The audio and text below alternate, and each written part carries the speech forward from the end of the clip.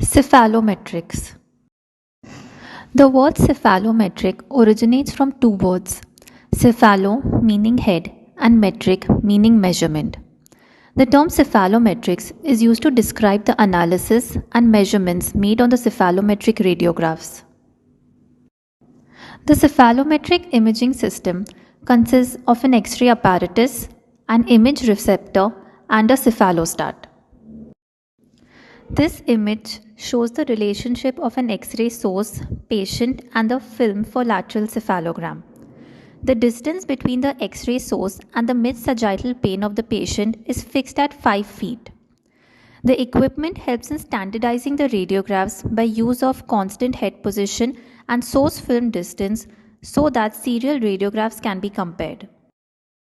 Types of cephalograms.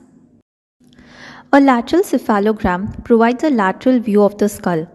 It is taken with the head in a standardized reproducible position at a specified distance from the source of the X-ray.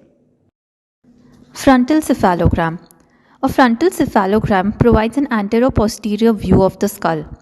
It allows to determine occlusal anomalies in the transverse and vertical planes and to evaluate the symmetry of the facial skeleton. Uses of cephalogram.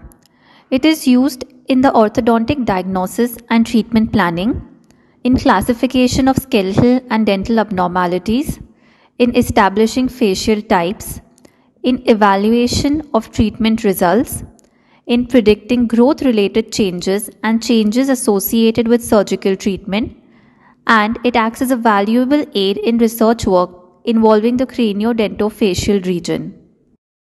Cephalometric landmarks. The cephalometric landmarks can be classified in two, anatomic landmarks and derived landmarks.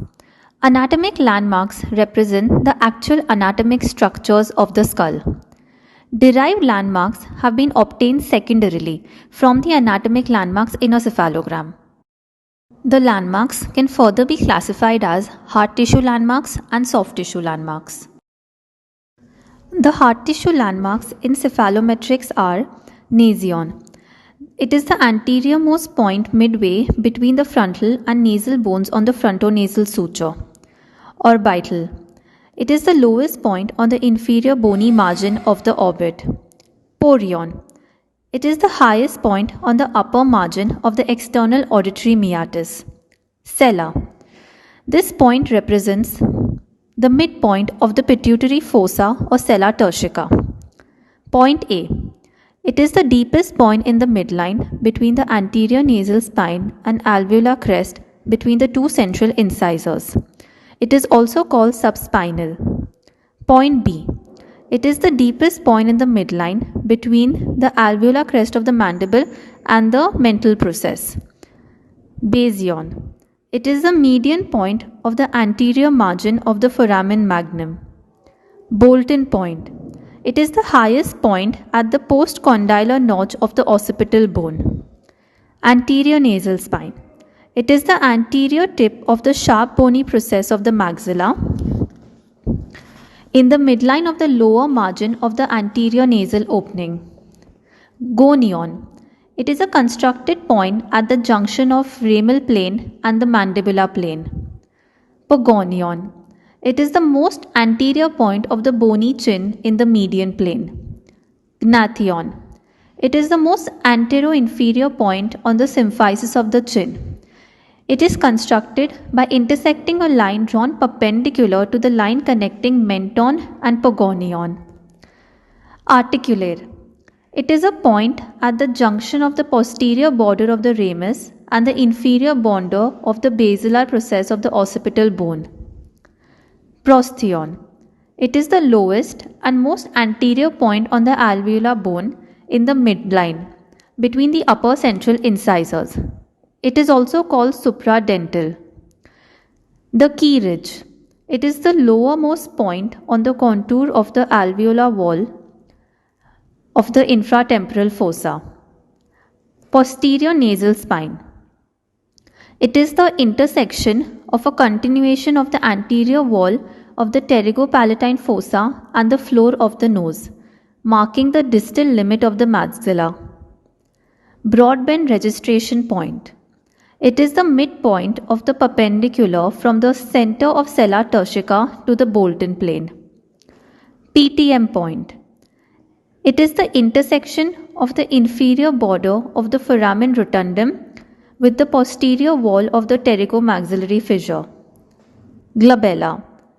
It is the most prominent point of the forehead in the mid-sagittal plane. Chelion. It is the lateral terminus of the oral slit on the outer corner of the mouth. Subnasal.